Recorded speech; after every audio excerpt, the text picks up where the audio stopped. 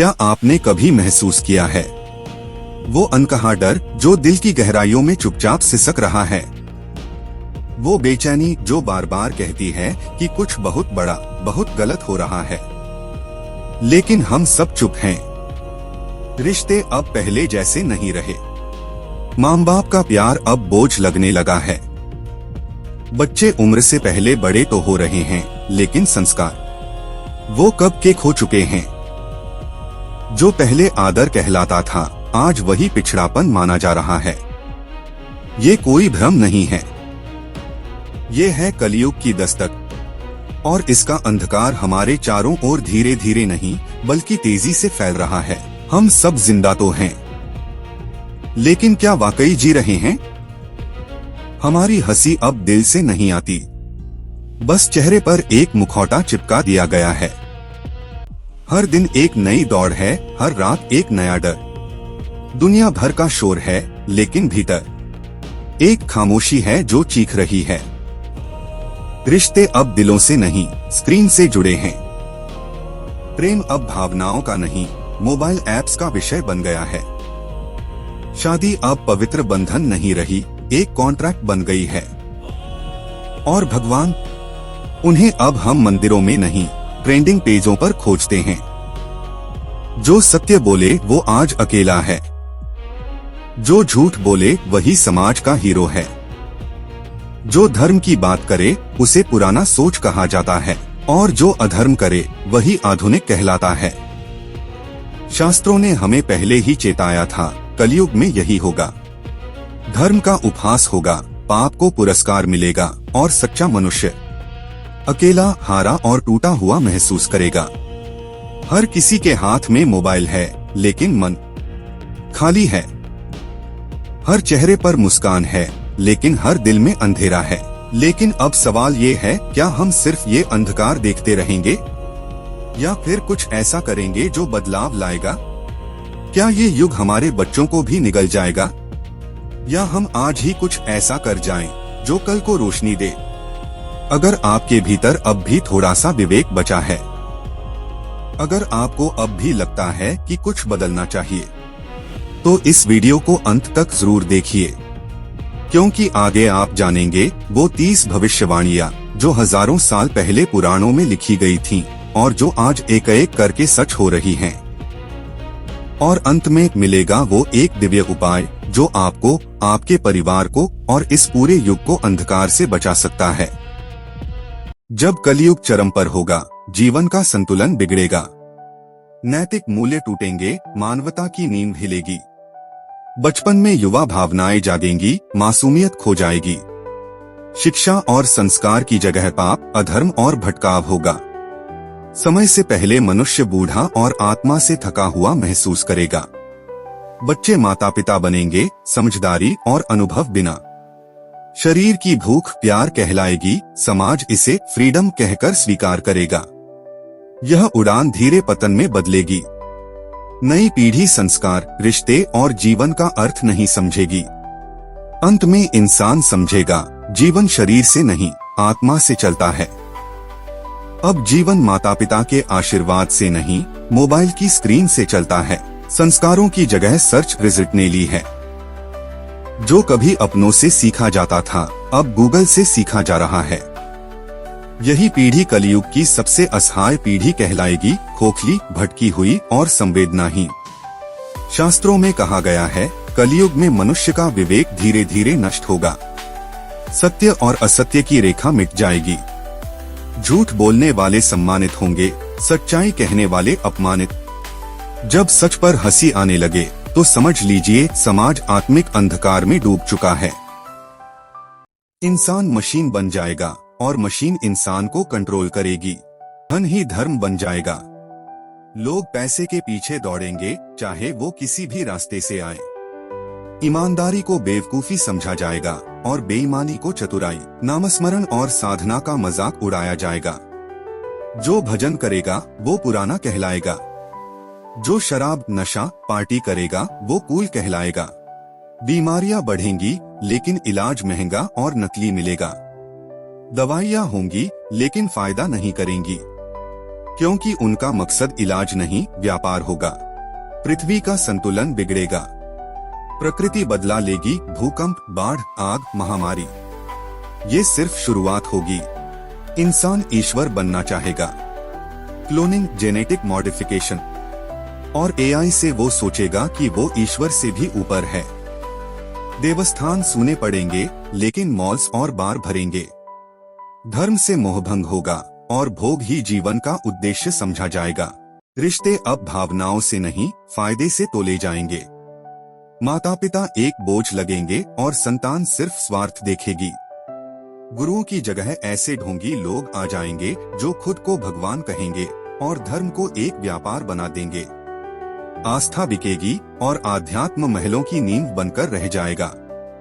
जल, वायु और पृथ्वी जिनसे जीवन चलता है, वही धीरे धीरे विषैली हो जाएंगी। नदियां बस नक्शों में रह जाएंगी, बारिश अपने समय से भटकेगी और धरती बंजर हो जाएगी। फसलें बर्बाद होंगी, लेकिन इंसान इसे विज्ञान की गलती कहकर अपने ही कर्मों से मुंह मोड़ लेगा। धर्म के नाम पर व्यापार खुलेआम होगा।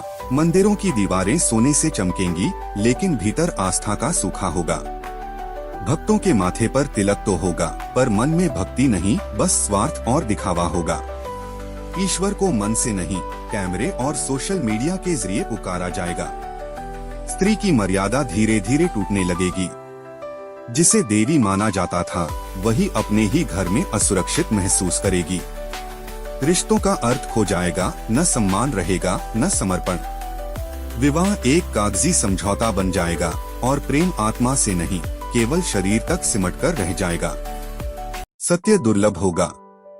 झूठ इतनी बार दोहराया जाएगा कि वही सच मान लिया जाएगा। दुष्ट लोग राजा बनेंगे और सज्जन या तो मौन रहेंगे या मिटा दिए जाएंगे। शिक्षा का स्तर गिरेगा। ज्ञानी नहीं, धनवानों को ही विद्वान माना जाएगा। जो किताबें पहले चरित्र बनाती थीं, अब करियर के नाम पर रटी जाएंगी बिना समझ के। धर्म ग्रंथों को मजाक बनाया जाएगा। लोग रामायण, गीता, वेदों को मिथक कहकर नकार देंगे, लेकिन विदेशी लेखकों की किताबों को आखिरी सच मानेंगे। भूख से लोग मरेंगे, पर गोदाम अनाज से भरे रहेंगे। जरूरतमंद सड़क पर रोएगा और अमीरों के कुत्तों को दूध मिलेगा। पाप को ग्लैमर माना जाएगा। चोरी, झूठ, छल, कपट, ये सब स्मार्टनेस मानी जाएंगी। और जो साधु संत मार्ग दिखाएंगे, उनका मजाक बनाया जाएगा। माँ बाप वृद्धाश्रम में जाएंगे और बच्चे अपने जीवन में इतना व्यस्त हो जाएंगे कि उन्हें याद भी नहीं करेंगे। पशु पक्षी विलुप्त होंगे, जंगल कटते रहेंगे, धरती तपेगी और लोग कहेंगे ये तो क्लाइमेट चेंज है, जबकि असल कारण इंसानी पाप है। धरती पर युद्ध की लहरें उठेंगी। भाई भाई को मारेगा, देश देश से भिड़ेगा और विनाश की चिंगारी एक दिन पूरे विश्व को जला देगी। मनुष्य की उम्र तो लंबी दिखेगी, लेकिन उसमें से अधिक समय रोग, चिंता और मोह में बीतेगा। मानसिक रोग शारीरिक रोगों से ज्यादा बढ़ जाएंगे और जो शांति के लिए बाहर भागेगा, वो अंदर से और अशांत हो जाएगा। गृहस्थ जीवन का आधार विश्वास, प्रेम और समर्पण धीरे धीरे नष्ट हो जाएगा। पति पत्नी के रिश्ते स्वार्थ पर टिकेंगे। विवाह पवित्र बंधन नहीं, सुविधा का अनुबंध बन जाएगा। सत्संग दुर्लभ होगा और अगर कहीं होगा भी तो उसमें लोग मोबाइल चला रहे होंगे। भक्ति में भावना नहीं, सोशल मीडिया पर वीडियो बनाने की सोच होगी। लोग पाप करेंगे और फिर मंदिर में दान देकर खुद को पुण्यात्मा समझेंगे। धर्म, मोक्ष और आत्मज्ञान जैसे शब्द उपहास बन जाएंगे। वाणी में मधुरता होगी, लेकिन मन में विष होगा। मित्रता में छल होगा, प्रेम में द्वेष होगा। लोग अपने मतलब के लिए सबसे अच्छा अभिनय करेंगे और यही अभिनय समाज की असलियत बन जाएगा।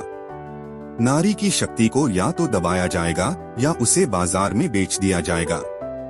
और जो नारी अपने आत्मसम्मान के लिए लड़ेगी, उसे समाज अभिमानी कहेगा। बच्चे माँ बाप को ओल्ड स्कूल कहकर ठुकराएंगे, संस्कारों को बोरिंग मानेंगे और जो उन्हें समझाने की कोशिश करेगा, उसे वे बैकवर्ड कहेंगे। धर्म के नाम पर नरसंहार होंगे, मंदिरों और मस्जिदों पर झगड़े होंगे, लेकिन किसी का भी मन सचमुच ईश्वर की ओर नहीं होगा। भगवान का नाम व्यवसाय बनेगा। जो जितना बड़ा बाबा, उसका उतना बड़ा साम्राज्य होगा। और जो सच्चा संत होगा, उसे कोई पहचानेगा ही नहीं। शास्त्रों में लिखा है, अंत समय में जल, अन्न और शुद्ध वायु सबसे बड़ी संपत्ति बन जाएगी। और आज वही हो रहा है। पानी बिक रहा है, हवा ज़हर हो गई है और अन्न नकली हो गया है। राजनेता धर्म का उपयोग करके सत्ता पाएंगे और जनता को आपस में लड़ाकर खुद सिंहासन पर बैठेंगे। देशभक्ति एक नारा बन जाएगी, लेकिन अंदर से हर कोई केवल खुद के फायदे के बारे में सोचेगा। न्याय बिकेगा। जो धनवान होगा वो निर्दोष बन जाएगा, और जो सच्चा होगा उसके पास वकील तक नहीं होगा। प्रेम का मतलब डिजिटल कनेक्शन बन जाएगा। लोग दिल नहीं, प्रोफाइल पसंद करेंगे। ब्रेकअप एक खेल बन जाएगा और रिश्ते एक है। बारिश का समय तय नहीं रहेगा, ऋतुएं उलट पुलट जाएंगी। पृथ्वी करवट लेगी और फिर प्रकृति कहेगी अब बहुत हुआ। और जब लोग यह सब देखकर भी चुप रहेंगे, तब वो समय आएगा जहां भगवान मौन नहीं रहेंगे। जब अधर्म अपने चरम पर पहुंच जाएगा, जब मनुष्य का मन पशु से भी नीचे गिर जाएगा, तब इतिहास खुद को दोहराएगा। और उस दोहराव में आएगा एक ऐसा योद्धा जो न वंशी बजाएगा, न ज्ञान का उपदेश देगा। वो आएगा तलवार लेकर, और उसका नाम होगा भगवान कल्कि। हाँ, वही कल्कि, विष्णु का 10वां अवतार, जो शंभल ग्राम में जन्म लेगा और पापियों का विनाश करेगा। वो अवतार जो दया नहीं, न्याय लेकर आएगा, जिसकी तलवार से पाखंड कटेगा, पाप मिटेगा और अधर्म का नाश होगा। और फिर आरंभ होगा एक नया युग, सत्ययुग का। लेकिन सवाल है, क्या आज सब खत्म हो गया है? क्या इस अंधकार में कोई आशा नहीं बची? जवाब है। और वो है नाम स्मरण। श्रीमद् भागवत, पद्म पुराण, स्कंद पुराण सभी कहते हैं, इस युग में अगर कुछ बचा है तो वह है ईश्वर के नाम की शक्ति। यही है वो दीपक जो इस अंधकार में रोशनी देगा। यही है वो उपाय जो हमें विनाश से मोक्ष की ओर ले जाएगा। क्या आपने कभी सोचा है वो एक नाम जो आपके पूरे भाग्य को बदल सकता है? हाँ, हम बात कर रहे हैं नाम स्मरण की। एक ऐसा स्मरण जो सिर्फ शब्द नहीं, ऊर्जा है। राम का नाम, कृष्ण का नाम, शिव का नाम, जिसे भी तुम अपने हृदय में बसाते हो उसी का नाम लो, लेकिन श्रद्धा और सच्चाई के साथ। श्रीमद् भागवत में साफ लिखा है, कलेर दोषनिधे राजन अस्ति एकम महद गुणम। कलयुग दोषों से भरा है, लेकिन एक गुण सबका उद्धार कर सकता है, और वो है भगवान का नाम। जब जब युग डगमगाया, तब तब किसी ने तलवार नहीं, माला पकड़ी। युद्धों से नहीं, धन से नहीं, बस राम नाम से जीवन बदले। पद्म पुराण कहता है, कलयुग में हरि नाम से बढ़कर कोई धर्म नहीं। आज अगर हर इंसान सिर्फ 5 मिनट राम राम बोले, तो क्या ये कलयुग उसे छू सकेगा? नहीं, क्योंकि नाम स्मरण मंत्र नहीं, एक दिव्य कवच है। जो इसे ओढ़ता है उसे कोई संकट छू नहीं सकता। यह कोई चमत्कार नहीं, यह अनुभव है। जिसने किया है उसने पाया है। देवी देवता कलयुग में ही क्यों आते हैं? सत्ययुग में भगवान दूर से देख लेते हैं। त्रेता युग में वे अवतार लेकर आते हैं। द्वापर युग में वो लीलाएं करते हैं। लेकिन कलयुग में वे सीधे भक्त के घर जन्म लेते हैं। क्यों? क्योंकि कलयुग इतना अंधकारमय है कि जो थोड़ी भी भक्ति करता है वो भगवान का विशेष हो जाता है। माँ दुर्गा ने कलयुग में कई रूपों में अवतार लिए हैं। संत अम्मा, माँ आनंदमयी, माँ लक्ष्मीबाई, भगवान दत्तात्रेय से लेकर नरसिंह सरस्वती तक सब कलयुग में आए। ये सब दिव्य शक्तियाँ कलयुग की संतानें हैं, क्योंकि भगवान को खुद कलयुग में आकर अपने बच्चों को उठाना पड़ता है। अंतिम शब्द, अब निर्णय आपका है। ये वीडियो आपने देखा, इसका मतलब है आपके अंदर वो जिज्ञासा है, वो जागृति है जो लाखों में से किसी एक में होती है। अब तय आपको करना है, क्या आप कलयुग के बहाव में बहेंगे या आप नामस्मरण से खुद को और अपनों को बचाएंगे। सब्सक्राइब कीजिए दिव्यारूप 108 को, क्योंकि यहाँ हर शब्द आपको सत्य की ओर ले जाएगा। जय श्री राम, हर हर महादेव, जय माता दी, जय शिवराय।